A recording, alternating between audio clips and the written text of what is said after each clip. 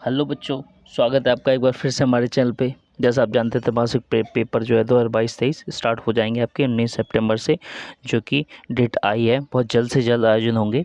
तो मैं आपको लेकर आया हूँ विषय विज्ञान कक्षा 9वीं का एक एग्ज़ाम पेपर, जिसमें से लगभग 60% मैं आपको गारंटी देता हूँ कि 60% इसमें से फंस जाएगा। जो मैं 100% लगा दूँ वो आप कर लेना इसमें से, और बाकी मैं धीरे धीरे करके 3-4 क्वेश्चन पेपर डालूंगा, ताकि आपको क्या पूरा जो आपका एग्ज़ाम पेपर आएगा ना 80 नंबर का जो है यहाँ पे, ठीक है, वो आपको पूरा कंप्लीट हो जाएगा। ठीक बच्चों, चलिए, आप चैनल पे नए, चैनल को सब्सक्राइब नहीं किया तो प्लीज़ सबसे पहले चैनल को सब्सक्राइब कर लें, साथ में बेल आइकन प्रेस कर लें, ताकि जो वीडियो की आगे की पुट करूँ आप तक पहुँच पाए। शुरू करते हैं। आपको मैंने बता ही दिया त्रैमासिक पेपर 2022-23 और कक्षा 9वीं और विषय विज्ञान। ठीक है, चलिए क्वेश्चन और आंसर साथ में देख लेंगे। चलिए, क्वेश्चन रहेगा कि कोशिका का पावर हाउस किसे कहते हैं, तो इसका आंसर हो जाएगा माइटोकॉन्ड्रिया, जिससे ज़्यादातर लोगों को पता होगा। नेक्स्ट है क्वेश्चन क्या है, निम्नलिखित में से कौन सा रासायनिक परिवर्तन है। इसमें पूछा गया है, तो रासायनिक परिवर्तन क्या है, दूध से दही बनना। ओके, क्योंकि इसमें रसायन होता है लैक्टोबैसिलस। ठीक है, लैक्टोबैसिलस करके एक एंजाइम होता है जो इसको दूध को उसको दही में कन्वर्ट करता है। चलिए आगे बढ़ते हैं। तीसरा देख लेते हैं। तीसरा क्या कहलाता है, घर्षण बल सदैव वस्तु की गति का क्या होता है, प्रतिरोध करता है। ठीक है बच्चों, इसमें ऑप्शन में से आंसर इसका ये हो जाएगा। नेक्स्ट है चौथा, त्वरण का SI मात्रक क्या होता है, तो त्वरण का SI मात्रक होता है MS का MS और 2। ओके बच्चों, चलिए साथ साथ में आप क्या कर सकते हैं, साथ में एक पेन और कॉपी ले ले, ताकि क्या है जो मैं आंसर आपको बता रहा हूँ वो क्वेश्चन पेपर आपको तो मिल ही जाएगा क्वेश्चन पेपर, तो उससे आपको सीधा सीधा आंसर मिल जाएगा। नेक्स्ट क्वेश्चन हम देख लेते हैं। क्वेश्चन क्या क्या, समसूत्री विभाजन में एक पैतृक कोशिका से कितनी संतति कोशिकाएं बनती हैं। तो ऑप्शन रहेगा आपका 1 या 2 3 4, जो भी है ऑप्शन। तो इसका आंसर आपका आंसर आ जाएगा खा। ठीक है, 2। शुष्क क्या है, तो इसका आंसर आ जाएगा ठोस कार्बन डाइऑक्साइड। ओके डन, आपका आंसर ये दिख रहा है बच्चों। नेक्स्ट क्वेश्चन देख लेते हैं। तापमान बढ़ जाने पर पदार्थ के कणों की गति पर क्या प्रभाव पड़ेगा, तो इसका आंसर आ जाएगा गति बढ़ जाएगी। जब तापमान बढ़ जाने पर पदार्थ के कणों की गति पर क्या प्रभाव, तापमान बढ़ जाता है ना, जैसे ये कण है, मान के चलिए ये सारे कण हैं, ठीक है। टेम्परेचर जैसे बढ़ेगा, जितना बढ़ेगा, तो पहले टेम्परेचर जब कम होगा, जैसे हम क्या करते हैं, जैसे पानी को गर्म करते हैं, ये मान के चलिए गैस पे है, बर्नर पे पानी को हमने गर्म किया, तो धीमी आंच में वो धीरे धीरे गर्म होगा, है ना। सेम अगर हम तेज़ कर दें उसको, जैसे ये गैस है, हैं फ्लेम है ये, और उस पर हमने एक कटोरा रख दिया, उसमें पानी भर दिया, ठीक है। इसको अगर हम गर्म करेंगे वो भी तेज़ लौ पे, तो क्या एकदम से अचानक से बहुत ज़्यादा गर्म होने लगेगा और खौलने लगता है, यही है। ठीक है, चलिए, तो गति बढ़ जाती है, इसका आंसर ये रहेगा। नेक्स्ट 8वां, वाहनों में ईंधन के रूप में कौन सी गैस का प्रयोग की जाता है, ईंधन के। तो आजकल जो गाड़ियाँ आ रही हैं वो कौन सी आ रही हैं, CNG वाली गाड़ियाँ आ रही हैं, CNG वाली गाड़ियाँ आ रही हैं ना, तो उसमें CNG का यूज़ किया जाता है। ठीक है बच्चों, चलिए आंसर भी देख लेते हैं। बिल्कुल यही आंसर आपका ये दिया हुआ है। चलिए क्वेश्चन देख लेते हैं हम। दूसरा क्वेश्चन है 8 नंबर का यहाँ पे, ठीक है। रिक्त स्थान भरिए। अब मैं आपको बताता हूँ, 100% की मैं बात कर रहा था, जो आ सकते हैं उसमें से कौन सा है।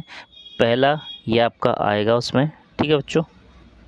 नेक्स्ट देख लेते हैं, ये वाला समसूत्र विभाजन वाला, ये तो 100% है। 2 इसमें से आपको मैंने बता दिए। चलिए अब आगे बढ़ते हैं, अब साथ ही साथ आपको बताता चलूँगा। ओके, रिक्त स्थान की बात कर लेते हैं ना। तो रिक्त स्थान क्या है, क्वेश्चन क्या है कि परम शून्य ताप का मान होता है। तो ज़्यादातर लोगों को पता है, आपको पता नहीं होगा तो कोई बात नहीं, आप याद कर लीजिए, -273 डिग्री सेल्सियस पर माइनस में हो गया। ठीक है बच्चों, चलिए नेक्स्ट बढ़ते हैं हम और दूसरा क्वेश्चन देख लेते हैं।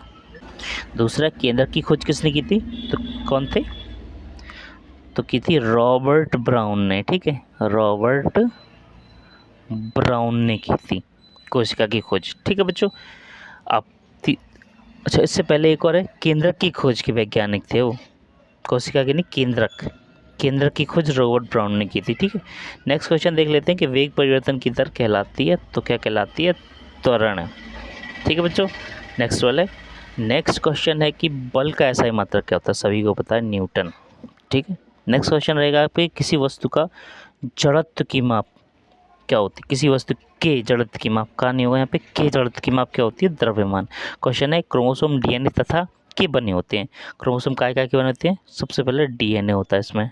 ठीक है, क्रोमोसोम को जिसको हम बोलते हैं हिंदी में गुणसूत्र, हिंदी में सुना होगा ना आपने, गुणसूत्र। ठीक है बच्चों, जो 23 जोड़े में होते हैं, जो 23 जोड़े में होते हैं तो 46 होते हैं। ठीक है बच्चों, तो इसका क्या है, क्रोमोसोम डीएनए तथा प्रोटीन के बने होते हैं। काय के बने होते हैं बच्चों? प्रोटीन के बने होते हैं। ठीक है, चलिए 7वां और देख लेते हैं। क्वेश्चन रहेगा, संरचना तथा कार्य में समान कोशिकाओं का समूह कहलाता है। तो क्या कहलाता है? ऊतक, टिश्यू, इंग्लिश में हम जिसको बोलते हैं टिश्यू कहलाता है। चलिए नेक्स्ट क्वेश्चन देख लेते हैं हम कि ऐसे विभाज्य ऊतक, कैसे? ऐसे विभाज्य ऊतक, ऊतक जो शीर्ष में पाए जाते हैं, विभाज्य ऊतक ऊतक कहलाते हैं। कौन से? प्राथमिक, प्राइमरी ऊतक कहलाते हैं, प्राइमरी टिश्यू कहलाते हैं, या फिर आप बोल सकते हो प्राथमिक। ये दिया हुआ है आपका आंसर। ठीक है बच्चों, चलिए नेक्स्ट पढ़ते हैं आगे हम। सही जोड़ी की हम बात कर लेते हैं। ठीक है, तो सही जोड़ी आपका 8 नंबर का है, इसमें दिया हुआ है। ठीक, चलिए आगे बढ़ लेते हैं हम और इसके आंसर्स भी देख लें साथ साथ में। ठीक है, आप एक पेन और कॉपी लेके बैठ सकते हैं, सीधा सीधा आंसर पता लगा सकते हैं।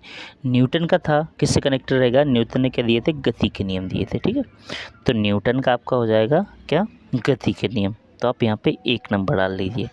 नेक्स्ट है कोशिका भित्ति। कोशिका भित्ति काय की बनी होती है? कोशिका भित्ति बनी होती है सेलुलोज की, तो नंबर हो गया आपका 2। ठीक है, नेक्स्ट है प्रकाश संश्लेषण। काय में होता है प्रकाश संश्लेषण? हरित लवक में। ठीक है, ये आपके आ गया 3। ठीक है, हरित लवक को क्या बोलते हैं? ये हरित लवक होता है ना, उसमें होता है प्रकाश संश्लेषण। इंग्लिश में हम बोलते हैं इसको, हम सुना होगा क्लोरोफिल। ठीक है बच्चों, चलिए चौथा रहेगा आपका कि कोशिका की कोशिका लोहे में जंग लगना, लोहे में जंग लगना। चौथा है लोहे में जंग लगना, तो इसमें आ जाए आपका रासायनिक परिवर्तन। और कोशिका की खोज की थी रॉबर्ट हुक ने, ये आपका 5वां जाएगा। आप पेन और कॉपी लेके बैठेंगे ताकि साथ साथ में आप उसको सीधा सीधा आंसर लिखते रहें, ताकि आपको बाद में दिक्कत ना आए। नेक्स्ट है चंद्रमा। तो चंद्रमा क्या है? वृत्ति है, ये तो आपका आ गया 6वां। वेग में कमी, इसका मतलब होता है मंदन। मतलब वेग में कमी का मतलब कमी होती है ना, मतलब स्पीड कम होना, मंदन कहलाता है। तो ये आ गया आपका 7वां। और रुके हुए बस 8वां। ठीक है बच्चों, सारे बता दी मैंने आपको। चलिए इसका आंसर हो गया। नेक्स्ट पढ़ते हैं हम आगे। सबसे बेस्ट तरीका है एक फेयर कॉपी बनाइए, बड़ी सी, थोड़ी सी, 20, 25, 30 रुपये वाली। सारे के सारे सब्जेक्ट लिखिए, आपके 6 सब्जेक्ट रहते हैं, है ना। सारे के सारे 3-3 मतलब 10-10, 12-12 पेज छोड़ के हर सब्जेक्ट लिख लीजिए, जो जो मैं आपको बता रहा हूँ, या फिर जहाँ से भी आपको याद आ रहा है, याद कर रहे हो आप, जो भी चैनल से याद कर रहे हो, या फिर आपको मिल रहे हैं कि इंपॉर्टेंट क्वेश्चंस हैं, उनके आंसर्स वो लिख लीजिए। पेपर के टाइम पे बस वही पेज उठाइए, वही कॉपी उठाइए, और कुछ भी उठाने की ज़रूरत नहीं पड़ेगी आपको, और आप बहुत अच्छे नंबर ला पाएंगे। ऐसा आप कर सकते हैं। अब आते हैं क्वेश्चन चौथे पे, जो 8वें नंबर का है। ये रहते हैं ना वाक्य, एक वाक्य में उत्तर देना। ठीक है बच्चों, तो पहला क्वेश्चन रहेगा, पदार्थ की व्यवस्था जिसमें आकार और आयतन दोनों निश्चित होते हैं, ठोस अवस्था। ठीक है, क्योंकि गैस में तो कुछ आकार और ना ही आयतन दोनों रहते हैं। हाँ, ये बोल सकते हैं कि द्रव में, लेकिन द्रव में भी ऐसा नहीं रहता। ठीक है, चलिए आगे बढ़ते हैं कि नमक और आयोडीन के मिश्रण को किस विधि से पृथक किया जाता है? तो है ऊर्ध्वपातन। ये ऊर्ध्वपातन नहीं, ऊर्ध्वपातन है। ये बोल सकते हैं ध्वपातन। ठीक है, ऊर्ध्वपातन लिखते हैं ना, वो। चलिए नेक्स्ट पढ़ते हैं। तीसरा क्वेश्चन क्या कह रहा है? जड़त्व किसे कहते हैं? किसी वस्तु का वेग और जो उसकी गति की अवस्था में किसी भी प्रकार के परिवर्तन का सीधा विरोध करना है, जड़त्व कहलाता है। ठीक है, आंसर आ गया ये।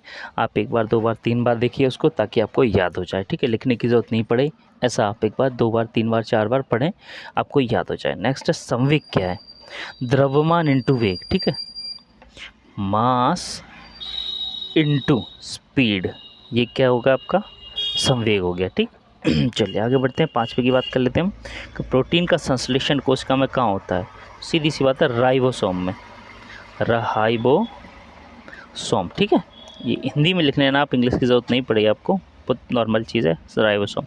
ऐसे क्वेश्चन पेपर आएगा हिंदी में, तो दिक्कत नहीं पड़ेगी आपको। चलिए आगे बढ़ते हैं हम कि विलयन किस प्रकार का मिश्रण होता है? तो विलयन 2 या 3 4 5 जो भी आपको मिलना चाहे मिल सकता है। विलयन वैसा होता है मिश्रण, तो सममांगी मिश्रण होता है। ठीक है, नेक्स्ट एटीपी का पूरा नाम, एटीपी का पूरा नाम क्या है?